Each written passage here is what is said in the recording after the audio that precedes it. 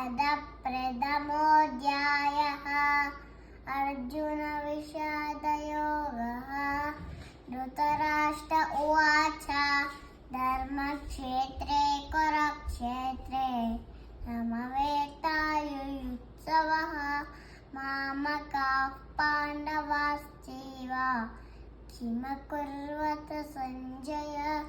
सञ्जय उवाच दृष्ट्वा तु पाण्डवानीकं यूनं दुर्योधनस्तदा आचार्यमुपसङ्गम्य राजा वचनमब्रवीत् पश्यतां पाण्डुपुत्राणाम् आचार्यमहतीं च मूढां नृपतपुत्रेण तव शिष्येण धीमतः।